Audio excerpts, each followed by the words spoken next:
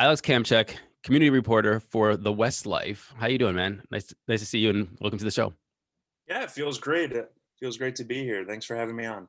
Absolutely. Thanks for coming on. Well, look, man, I've been doing this show because I want to talk to people in the community. And one of the biggest things about community is to report about the community. If it's the police blotter, if it's the city councils, if it's what's happening from city to city, from neighborhood to neighborhood, or even, high school sports or middle school sports, it's all very important to keep people together. And it's a dying art is to get that physical piece of paper in your hand in the morning to see what's happening around your community. I wanted to go into that. I want to go into this dying art, and I want to go into why you chose to do this. But before we get into that, l- tell me about yourself, man. Tell me about your background and hey, your life as a writer. Right. Well, I'm 25 years old. This is actually one of my first jobs. I've been reporting for Rocky River, Bay Village, and now Lakewood for about a year and a half, actually. And I got into reporting. I guess jumping way back in high school, kind of one of those cliche stories. I actually hated reading and writing and, all of the, English stuff until I had a teacher my senior year who kind of told me about journalism and reporting and showed me that, the writing styles were vastly different instead of, doing these big, long paragraphs and writing. It showed me different styles, and it absolutely blew my mind. And ever since I was a news junkie, so kind of getting into that, I really thought it was a huge key to try and make sure the community knew what was going on at that point. I actually want to go into that a little bit. I had a writer or a teacher myself in community college. I think Tri C. I went to Tri C, tried to figure out what I wanted to do with myself. And there's Mhm. this writer in my creative arts or creative writing class, and she was just like, she really boosted me up. She's like, "I love your writing style." And my whole time up until then, people said I didn't write well or that my voice wasn't traditional or what have you. But she's just really encouraged me and said, you write how you speak. And a lot of people have a problem doing that, and I didn't understand that, but it really gave me a little confidence to actually go out and write and put pen to paper and have confidence that I am putting out something that somebody, at least somebody or a portion of people will enjoy reading. Right, right.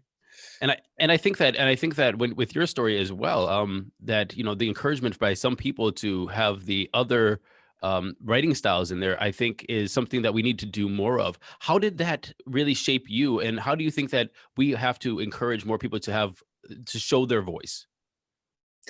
Well,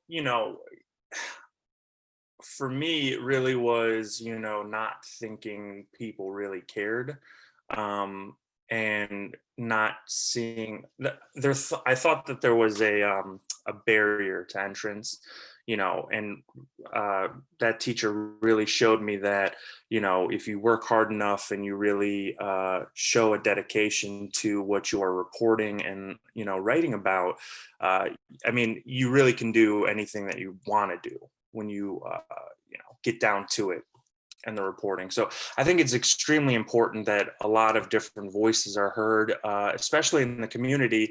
You know, the different types of people that I report on and cover. I just think there's always an interesting story that can be covered and can be heard. So I think it's extremely important that all of these voices get represented in the community. So, talking about that dedication a little bit more, why are you dedicating your writing or to local news, local journalism? And where do you find that is first? Let me lead with this question. Do you find that it is a dying art? I said that in the beginning, but I kind of feel that local journalism and actually just the physical paper is a dying art. We know that for sure, but do you Right. find that local news is a dying art? That's a great question. For the past few years, it has been, I guess, as you would point at, a dying art. this year, actually, the last 4 reporters for the Plain Dealer were actually laid off Oh, and wow. assimilated into Cleveland.com. So the Plain Dealer technically has no newsroom now, and that's a trend that we see through a lot of news outlets right now, where they're shrinking newsrooms. They're trying to get as much money out as possible. With the small staff that they have. So I would say that it is kind of, as you put it, a dying art. To that point, however, if you look hard enough or look close enough, that there are a bunch of new media outlets coming out, or there are outlets that have been there for a while that are making a name for themselves. I'm thinking of like the Beacon Journal and the Record Courier in Kent and Akron. Uh, you wouldn't think of those guys as big major newspapers, yet they're covering a lot and doing a lot for their communities. So it's kind of a little bit of column A, a little bit of column B. Local journalism is shrinking, but at the same time there are a lot of papers that are stepping up to cover the communities that uh, are it's extremely important to be covered. How many writers are at the Westlife right now?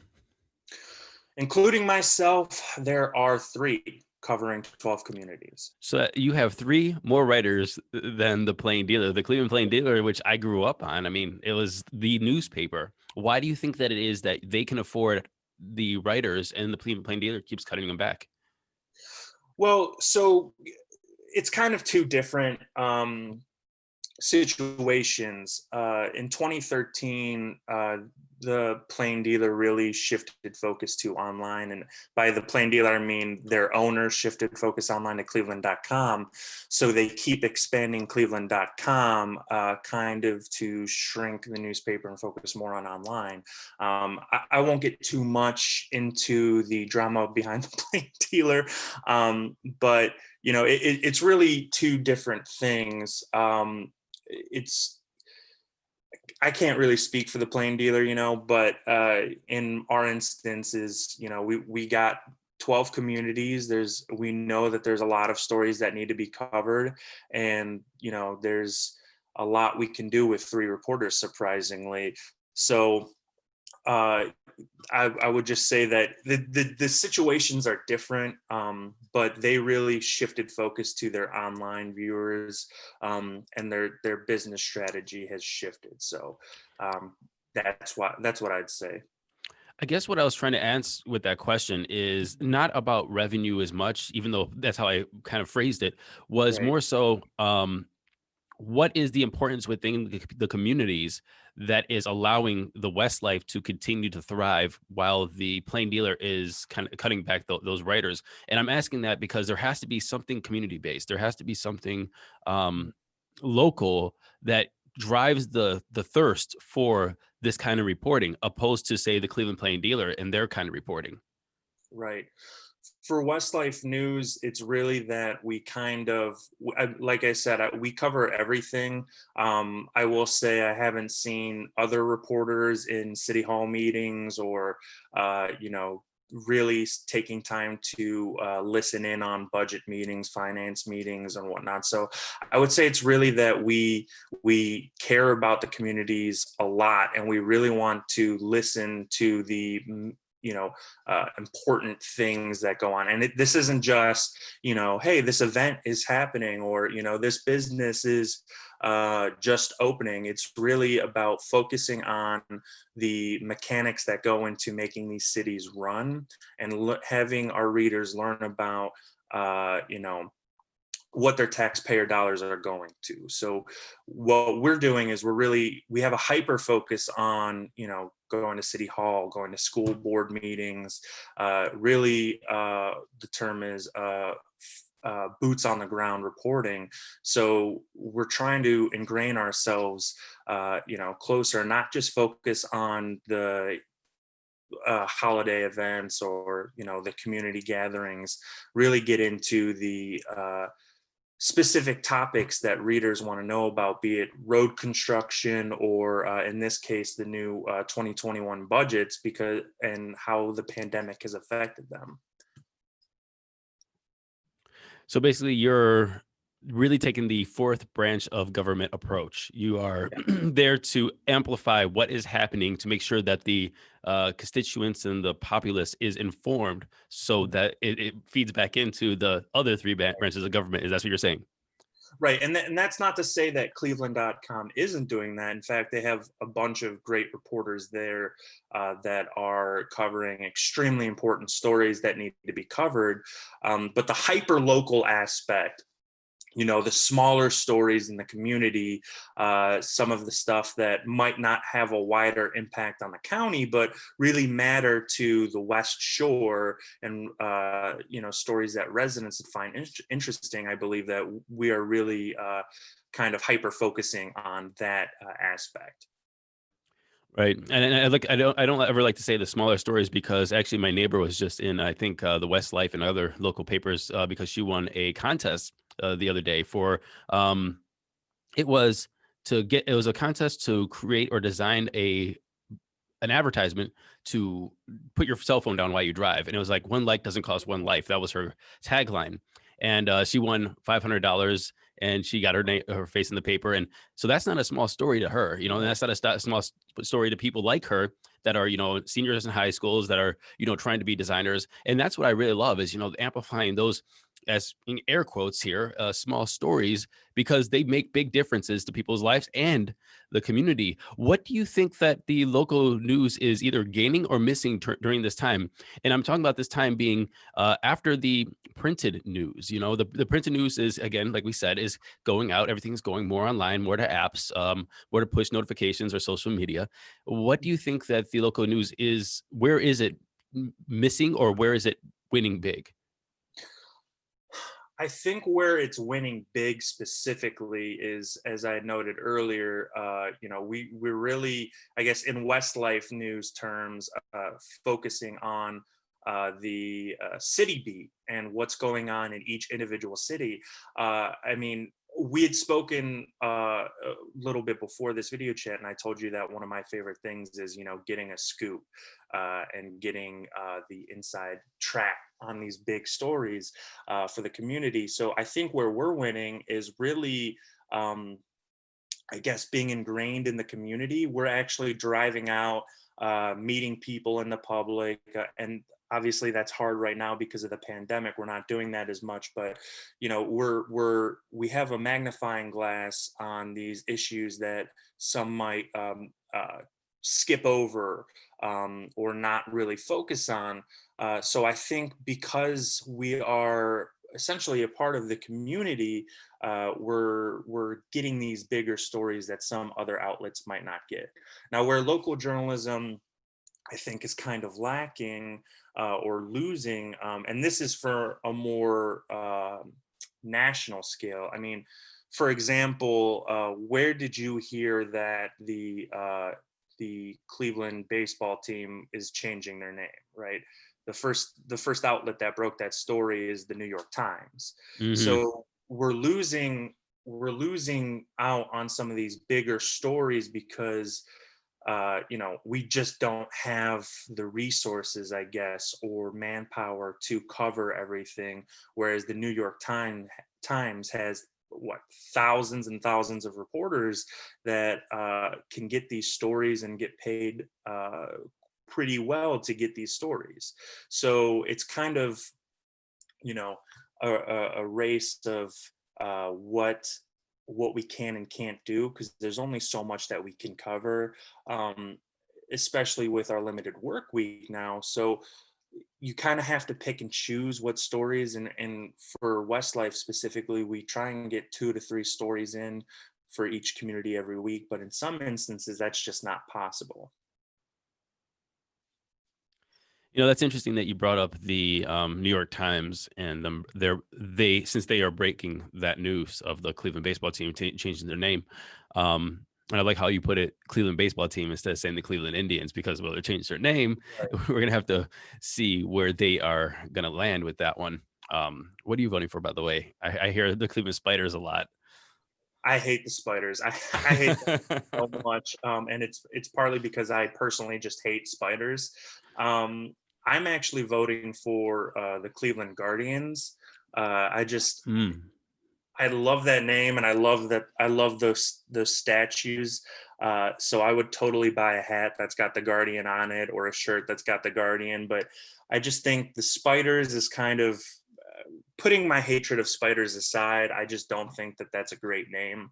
I just think the Guardians evoke so much strength and so much local history that I think it would be cool for the city to name their team that.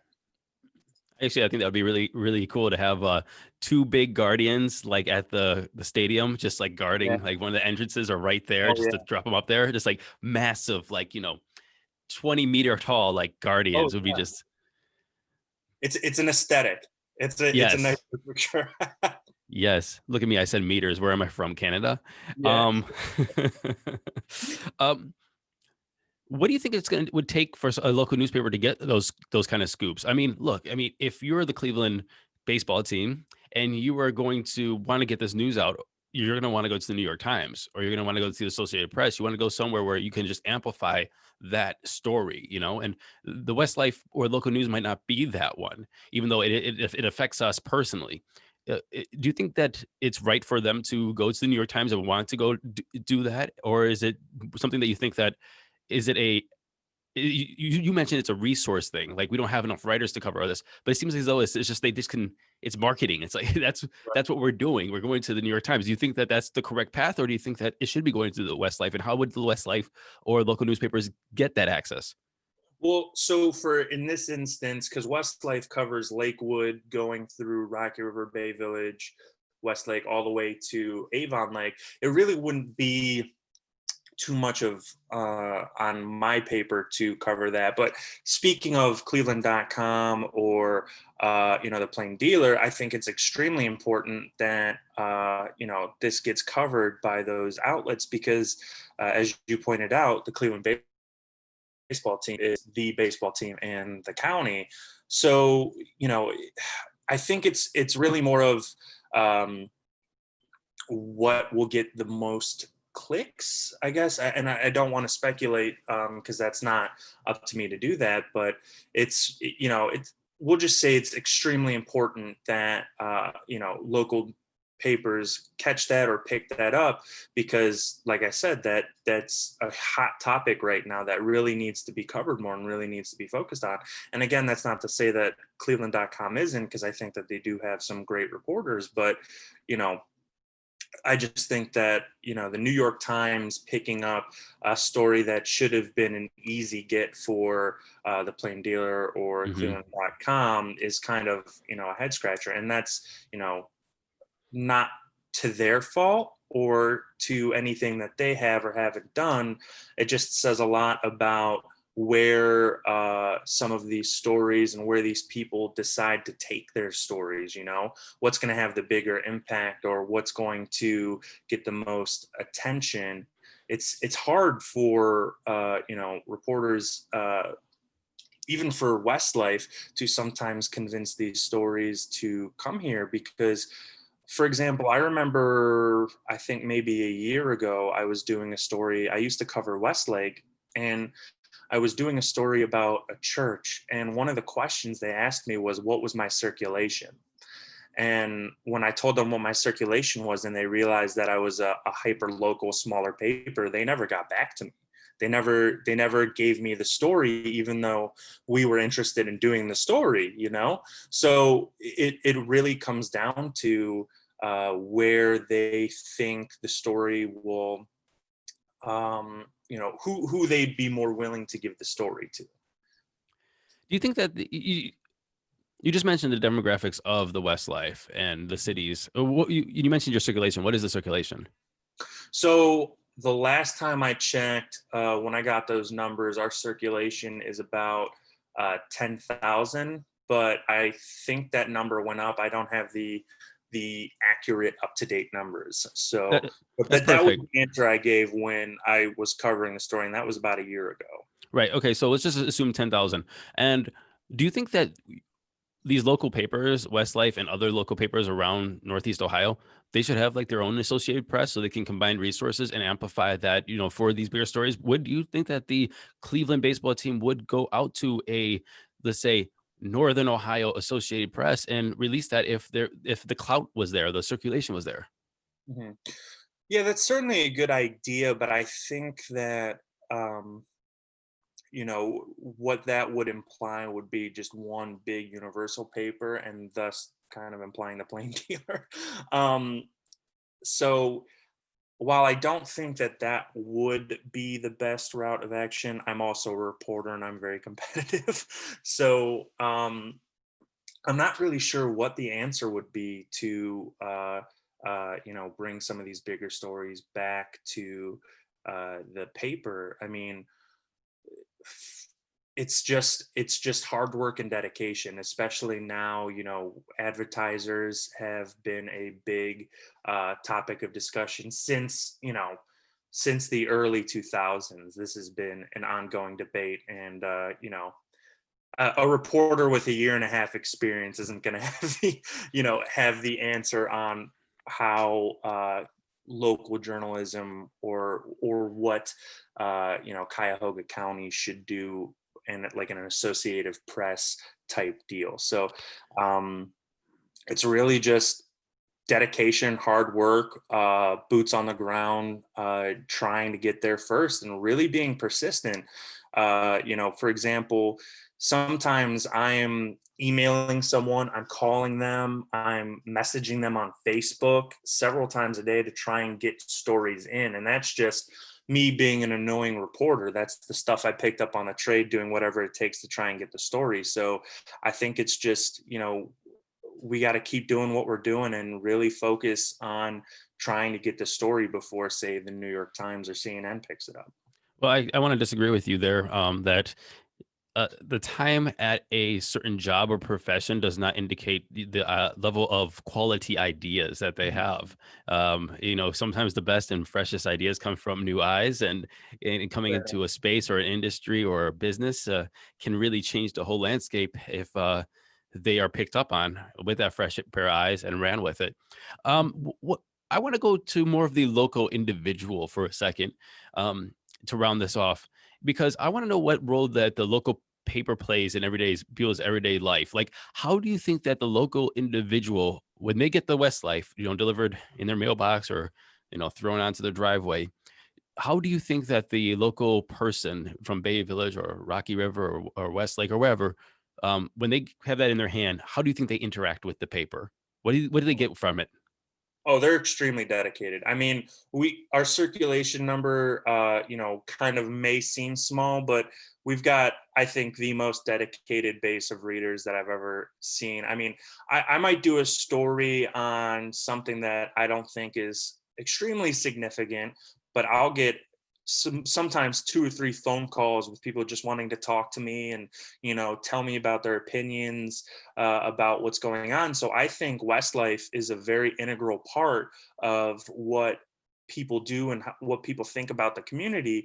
And I think that's an extremely important that people, read Westlife and pick it up and read it, because we do have a lot of great stuff that doesn't normally get covered in bigger outlets. So I would say that our readership is extremely dedicated, and they often contribute to the conversation. Our letters to the editor section, very colorful commentary regarding a lot of certain stories, and it really shapes what we do, and really uh, I guess motivates what we do, just because of how interested and um, you know, committed to local journalism they are. Do you think that cities are better off for that local paper? Do you think that, having the Westlife, cover, as you said, two stories per city, and, having the editorial and the letters to the editor, as well as the police blotters and all those different things in their sports? Do you think that that is a very big contributor to these communities? Do you think that the communities would fundamentally change without that coverage? Absolutely. I think that we keep them honest. I think that without someone that goes to the city meetings, the city hall meetings, the school board meetings, all of these meetings, that a lot of things would just fly under the radar. People wouldn't notice. Um, I guess for example, I was listening to the show and they had another reporter on, and she got her start in Southern California covering local journalism, and there was a story about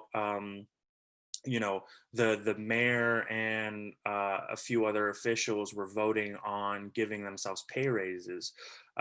Well, no one was there to cover that, so the community didn't know that these officials just approved to give themselves pay raises. And while that Right. hasn't happened here, while that hasn't happened on the West Shore, I think it's very important to keep that in mind, that without people like me or Tom Corrigan or Chris Volashuk, who are the other reporters um, at our paper going out to these meetings, important stories like that, or I guess to localize this, the 2021 budget and how the pandemic has impacted that.